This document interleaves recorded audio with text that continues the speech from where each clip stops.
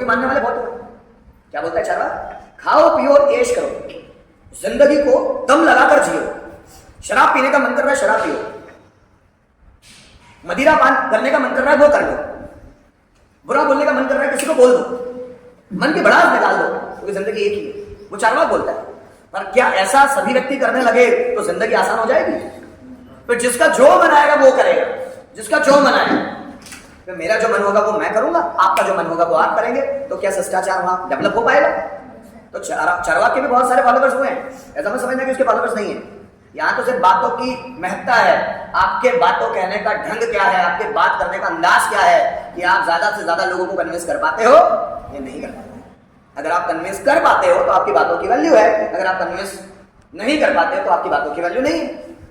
कुछ लोग अपनी बातों को सही ढंग से रखना जानते हैं, इसलिए उनके फैंस और फॉलोवर्स बढ़ जाते हैं। जैसे चारवाक के भी बढ़ गए, अरस्तु के बढ़ गए, सुकरात के बढ़ गए। तो सबका कहने का ढंग अलग है। अब चाणक्य भी बोलते हैं कि पहले लक्ष्य बनाओ और लक्ष्य में जी जान से जुट जाओ। तो क्या चाणक्य ने कृष्ण को नहीं पढ़ा होगा?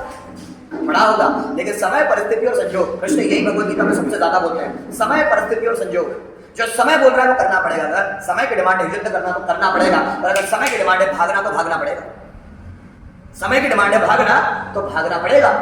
जब काल यवन कृष्ण के पीछे लग जाता है, काल यवन, जब कृष्ण ने कंस को मारा तो कृष्ण जो कंस की जो दो वाइफ थी, वो दो वाइफ जो थी ना वो थी जरासंध की बेटियां।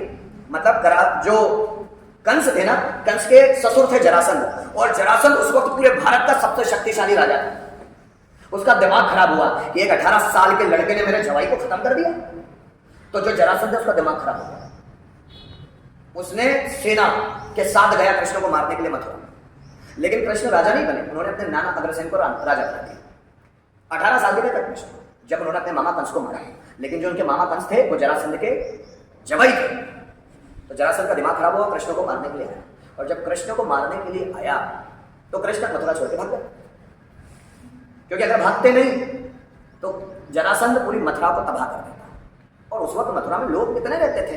बड़ी मुश्किल से 22,000 लोग। इतने लोगों ने क्या कर लेगा? जरासंध की लाखों के सेना क्या कर लेगी मथुरा पर? तो कृष्ण ने वहां से भागना जरूरी समझा। क्यों? अभी भागेगा नहीं तो खुद तो मरेगा ही, सबको मरवाएगा। तो कृष्ण वहां से भाग जाते, तो मथुरा बच गई। उसने मथुरा का अटैक नहीं किया। फिर इसके बाद जरासंध ने देखा कि यार ये कृष्ण तो बड़ा चालाक भाग जाता है, इसलिए उनको रण छोड़ के बोलते हैं, भाग जाते हैं। वो स्थिति देखी और फिर उन्होंने काल यवन को भेजा। जरासंध ने काल यवन कि काल यवन उसको निपटा दे सारे कृष्ण। तो काल यवन से जब लड़ने गए ना, तो जब काल यवन आया तब भी कृष्ण भागे, तब भी कृष्ण भागे और उस गुफा में भागे, उस गुफा में भागे जहां मुचकुंद नाम का राजा तपस्या कर रहा था। और वो तपस्या सालों से कर रहा था, मुचकुंद। जैसे कृष्ण उस गुफा में गया, और कृष्ण जानते थे उसका रहस्य कि ये तपस्या से इतना, तप से इतना ज्यादा प्योर हो गया कि जैसे ही आंखें खुलेगा नागनी निकलेगी इसकी आंखों से।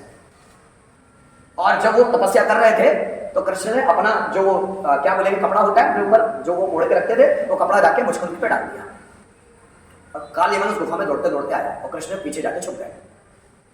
जैसे जो ये काल यवन आया गुफा में दौड़ता दौड़ता, देखा साला कृष्ण यहाँ बैठा हुआ है। वो कपड़ा उसने जोर से हटाया और हिला दिया उसने, और हिलाया तो देखा कि वो जो ऋषि थे, मुचकुंद राजा थे पहले, बाद में ऋषि बने। उन्होंने अपनी आंखें खोली और काल यवन खत्म। तो कृष्ण भागे क्यों? क्योंकि उनको पता था वो काल यवन को नहीं मार सकते, काल यवन ज्यादा पावरफुल था। तो जब दुश्मन ज्यादा पावरफुल होता है तो कृष्ण ने युक्ति बनाई। भीष्म पितामह ज्यादा पावरफुल थे, कर्ण ज्यादा पावरफुल था, द्रोणाचार्य ज्यादा पावरफुल थे। और जब पावरफुल होता है तो युक्ति बनाई जाती है, बुद्धि से चला जाता है। जहां लड़ने की जरूरत होती है वहां लड़ा जाता है, और जहां समझौते की जरूरत होती है वहां समझौता किया जाता है। इसलिए हनुमान जी को भी बोलते हैं बल बुद्धि विद्या देहु। उनके पास विद्या भी है, सिद्धियां भी है, बुद्धि भी है, बुद्धि भी लगाते हैं। वो हर जगह लड़ते नहीं है, जहां लड़ना नहीं होता वहां नहीं लड़ते। बल बुद्धि विद्या, और जहां पर बल लगाने की जरूरत होती है वहां लड़ते भी है। आप समझ रहे हो मेरी बातों को? तो जहां जिस काम की जरूरत है, समय, परिस्थिति और संजोग। समय हो रहा है लड़ने का तो लड़ डालो, समय हो रहा है लड़ने का तो लड़ डालो, और समय अगर भागने का तो भाग जाओ। ये कृष्ण